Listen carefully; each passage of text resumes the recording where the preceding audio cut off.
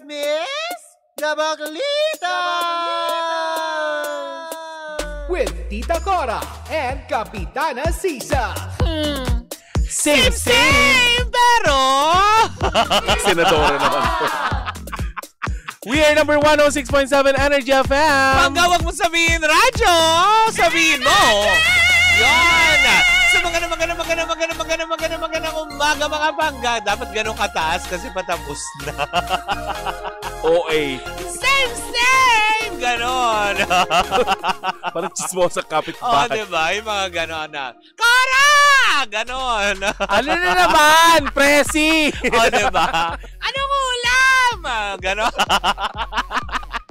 Ay, nako. Nakakaloka to na ayos laban sa magandang umaga pa rin po sa lahat ng ating mga pangga. Hindi ba? Ayan, gaya pa rin po ng aking sinabi. Bukas po ako naman po ay wala. Iiwan ko muna kayo. Hindi pa panaw, pero dalawang araw. Iiwan ko na kayo ng 2 oras bukas kay Tita Cora. Siya muna bahala sa inyo. Dahil meron tayong gagawin bukas, of course, kasama ang MX3. O, diba? Hello po. Siyempre sa mga kapatid natin sa MX3, ay magkakaroon sila ng fun run for life this coming November 23 dyan sa MOA Arena. Kung saan nga naman, MOA Arena Ground. Kung saan nga naman pa pwede na nyo pong bisitahin ng MX3 PH para sa iba pang mga, alam mo yon, detalye kung paano po kayo magre-registered, hindi ba? Dahil ang ating proceeds po ay mapupunta lahat. Doon po sa mga magre-registered at kukuha ng race kits ay mapupunta lahat ng proceeds sa Dignity Foundation kung saan mas marami na makakatulong at matutulong ang mga kababayan. Diba? Kaya puntahan lang ang MX3PH and of course ang kanilang Facebook page na may MX3 Natural Supplement yan para makapag-register, makakuha kayo ng magagandang race kits diba? Mula sa ating Run for Life diba? Nahandog ng MX3. Mari, ang isa sa mga tagahanga natin na si Edmar Lopez ay nag-message sa atin. Sabi, congratulations to Samantha Iris Liboon, Recalde on Miriam College for passing the psychometrician licensure examination. Isa sa pinakamadugong exam sa balat ng lupa na parang civil service exam din sa lupit. Eto pa, tignan mo ang itsura niya. Ay, talagang pinakita sa akin. Ito. Congratulations. Ayan, congratulations. Anong pangalan? Si ano pangalan nito? Kumparaha? Hindi. Yan, Hindi si Samantha Iris Liboon. Ayan, Samantha, congratulations. Nakaka-proud naman ang ating mga pangga. Psychiatrist siya? Hindi, psychometrician. May ugnayan ba yan sa licensure? Psychology na Para mga ganun.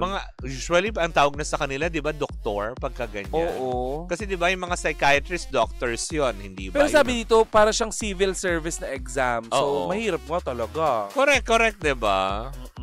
Congratulations, Pangga. Pero Mara, eto ng ating Baklita sa second hour. Diba? Nakakaloka. Bakit? Paano yung naluloka? Ganon. Sabi ko naloka lang, hindi na ulul. Bakla ka naman. Paano yung naloka? Ganon. Naku, Mare, eto na nga. Napansin ng mga netizen ang tila umumbok. Matambok. Ang alin? Umbok sa tiyan ng kapuso actress na si Bea Alonzo sa isang TikTok video, Mare, kasama ang kanyang rumored boyfriend na si Vincent Ko. Mapapanood sa naturang video na inihandang surprise celebration ng ilang staff ni Bea para sa kanya. Yan ba yung bash? Yes.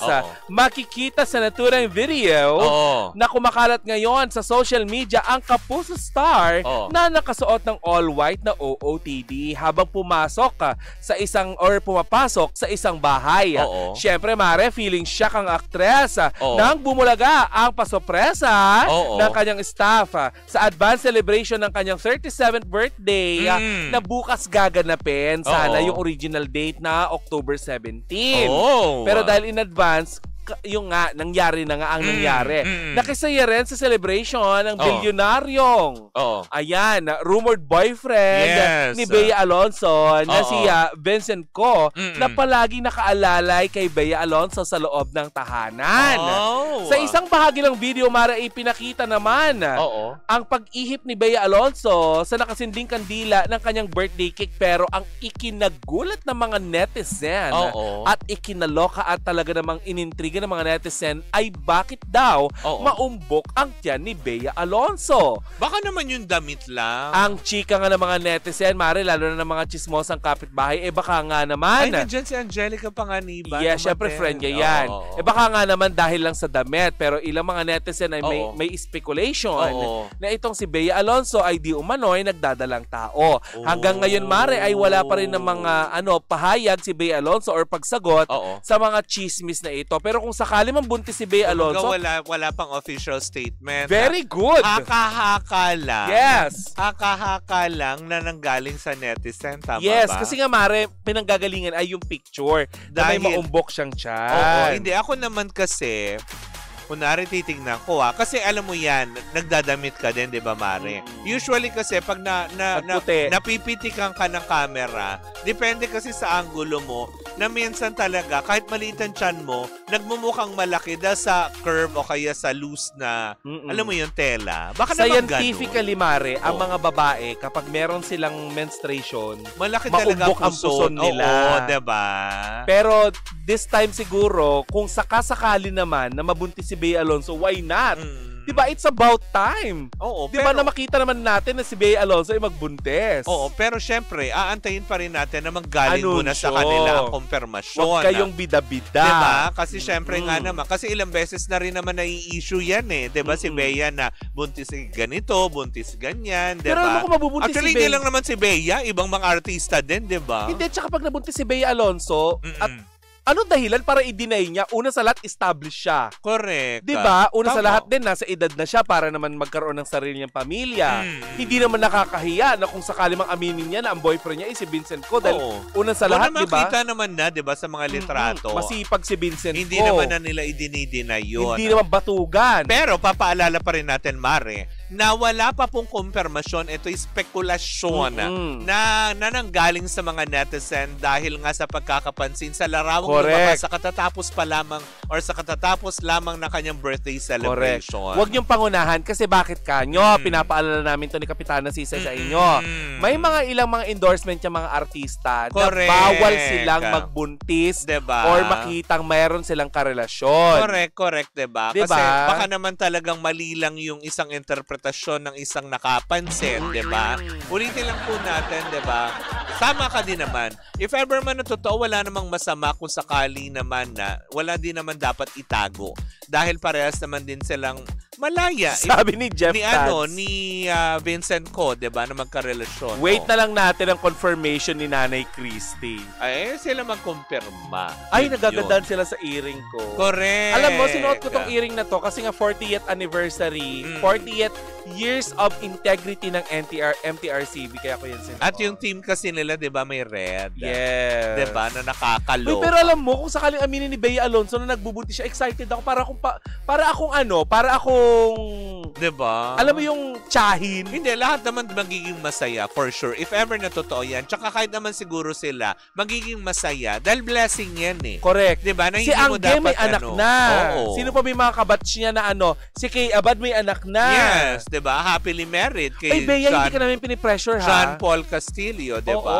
Pero hindi, yun nga. Ulitin lang Paul Jake Castillo. Paul Jake. Ano masabi ko? John Paul. Paul Jake pala. Yes. Paul Jake, sorry. Ayan. She deserve to be happy. Oo naman. Yes. Tsaka masipag yun si Bea Alonzo. Yun lang. Masaya tayo for her. Kung ano man. Tsaka syempre sa katatapos lang na birthday niya. Correct. Pero yun nga. At babaeng bakla daw yan. Antayin po natin talaga na manggaling sa kanila yung kumpirmasyon. Tsaka bakit naman hindi, no? May itsura naman tong si Vincent Ko. Correct ka. Diba? Ang gwapo nga niya dun Tsaka isa pa para surprising ka ng ganun. Tsaka kung sakaling sila ni Vincent Ko ang Ano kaya? Sweet kay si Vincent ko, kay Feeling Bea ko Alonzo. naman, kasi para magpa-surprise birthday party ka ng ganun, di ba? Na walang kaalam-alam si Bea. Kumusta kaya ang hindi naman si Bea ay si Vincent ko nagpa-surprise party. Yung staff niya. Siyempre, ano na rin yan, malamang kasabwat na rin yan. Hindi natin alam. Diba? Pero kumusta kaya ang relasyon ni Vincent ko kay Mami Mary Ann? Kasi alam natin na nung si Bea Alonzo at saka itong si, paano pangalan ng ex niya? Sino? Ex si Bea Alonzo. Yung maliit, Hindi maliit. Hindi naman maliit si anong pangalan nun? Yung Pogi. Si Nico. Hindi. Hindi. Sino nga yung ex-boyfriend? Lang. Nakakaloka. Oo. Gerald din na sa isip ko. Matagal na yun. Pero kasi pagkatapos nun, si Gerald. Oo. Pero kung yung ex niya kasi neto nakaraan. Dominic Roque. Oo, si Dominic. Yan. Itong ex niya nakaraan, maganda ang relasyon niya maski paano kay Mami Mary Ann. Kasi sa mga vlog na pinakita ng ni Mami Mary Ann tsaka ni Bea, may mga regalo-regalong gamit si Dominic Roque kay Mami Mary Ann. This time kaya, sweet kaya itong si Vincent ko kay Mami Mary Ann. Feeling ko naman din. Kasi kung sakali man na, kung totoo man yung kanilang relasyon na wala pa naman din pag-amin sa publiko. Pero sa mga pictures lang na nagbabase ang mga tao na meron man, feeling ko naman din siguro. Kasi, 'di ba, knowing naman din, wala namang hindi nakakakilala kay Vincent ko. Lalo pat, alam mo yon na anak siya ng talagang isang business icon na nakilala sa larangan ng grocery business, 'di ba? Na parang siguro naman maayos naman ang pagpapalaki and everything. Tinuruan naman siguro paano gumalang sa mas nakakatanda. Sa babae. Oo, lalo pat sa babae, 'di ba? Pero Mare, good news 'yan Eto pa, dagdagan pa natin ang good news ngayong araw na ito. Correct. Pasok na natin to, Mare. Eto na siya. Ako po ang inyong Good News Girl! Good News Girl! Magandang araw mga pangga! Ako si Good News Girl, ang tagapaghatid ng magandang balita ngayong tanghalian. Sana good ang inyong morning, afternoon at evening. At sa ating good news of the day mga pangga, once again, the Pearl of the Orient Seas shines bright sa buong mundo dahil ang Pilipinas ay tinagurian ng Best Beach, Dive and Island Destination in Asia and Oceania sa 2025 World Travel Awards. 3 titulo muli ang nasungkit ng ating Pilipinas. Ito ay Asia's leading beach destination, Asia's leading dive destination, Asia's leading island destination. At saka alam nyo ba mga pangga, ito na ang ikalawang beses na nakuha natin ang Best Island Destination in Asia and Oceania.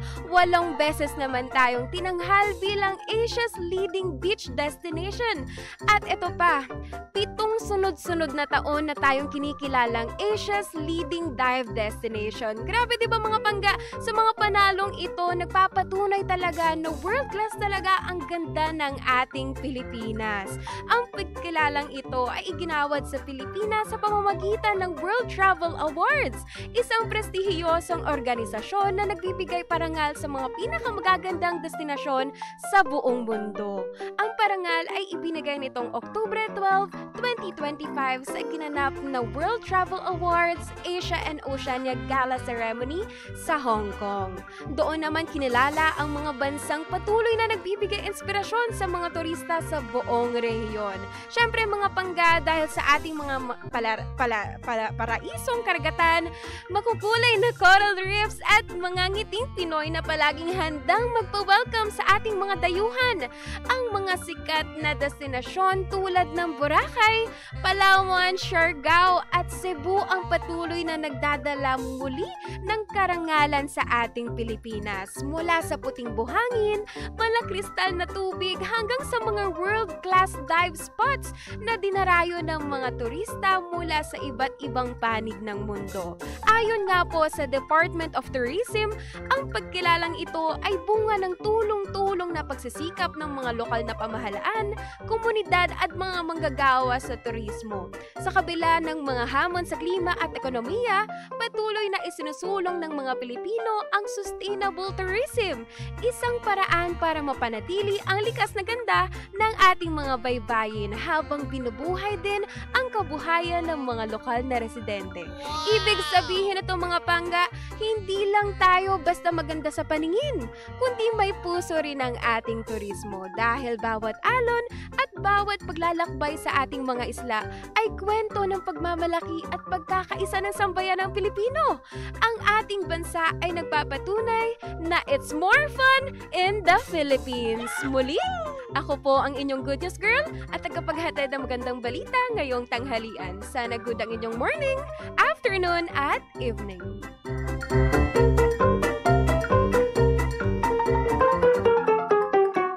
Good News Girl! In fairness. In yung mga fairness, beach ng Pilipinas. Yes, diba? Mga beaches. Yeah. Then, totoo naman, diba? Anong Tagalog ng beaches? Karagatan. Diba? Ano? Ano pa bang iba?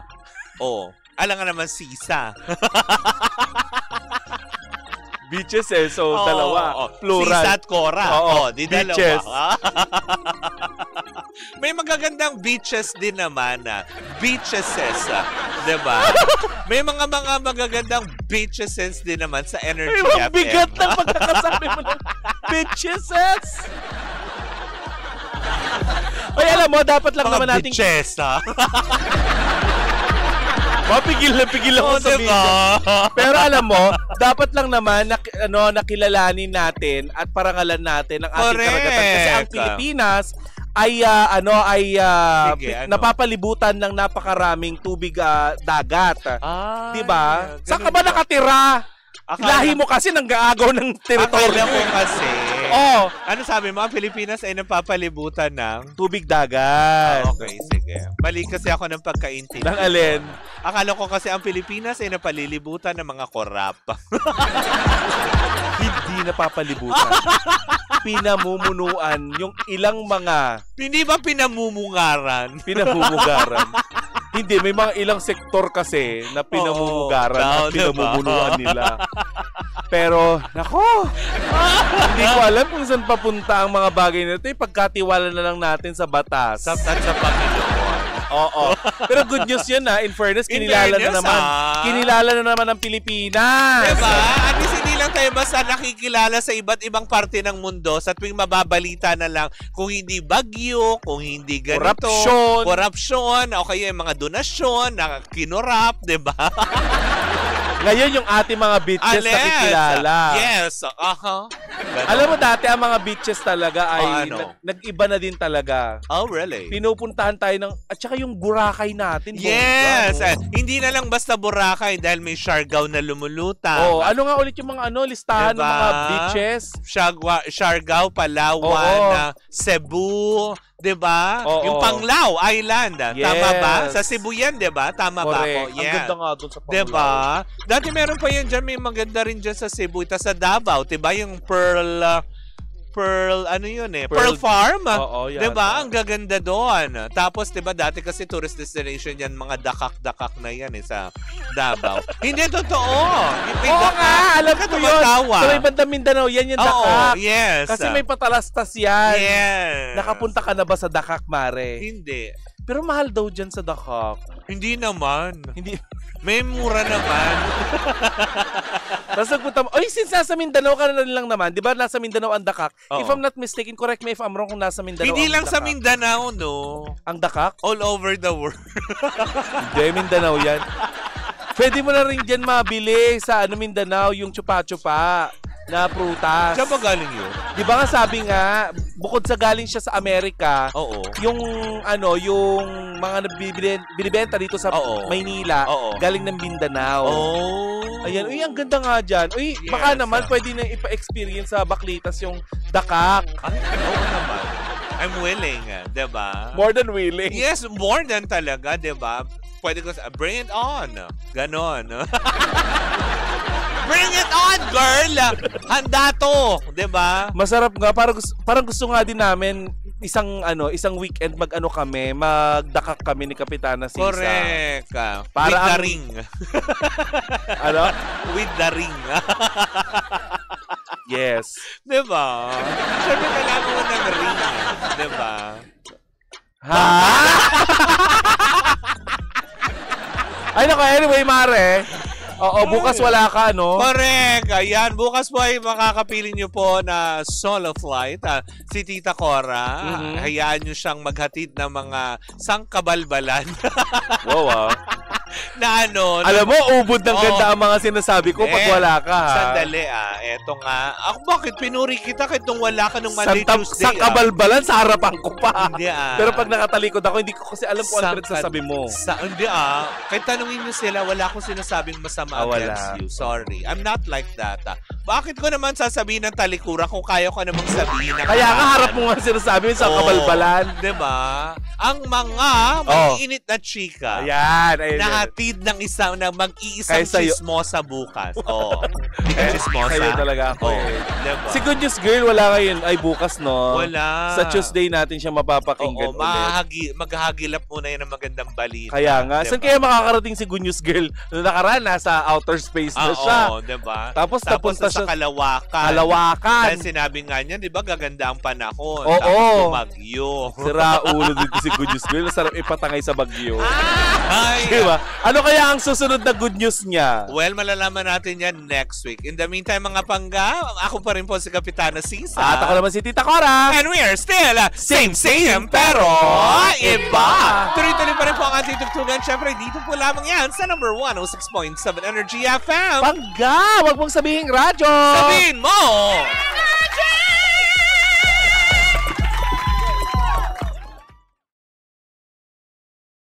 Hi Pangga! Ako po si Gandang Kara and don't forget to follow us sa lahat ng mga social media platforms namin at Energy FM 106.7 sa Facebook, sa Twitter, Instagram, YouTube, and TikTok. At samahan mo na rin ako sa aking programang Hot Stories na lagi po akong live 12 noon hanggang 3 p.m. sa TikTok Live or sa Facebook Live. Ako po ay nag-iisang chicks ng radyo, si Gandang Kara. Pangga, wag mo sabihin radyo, sabihin mo Energy!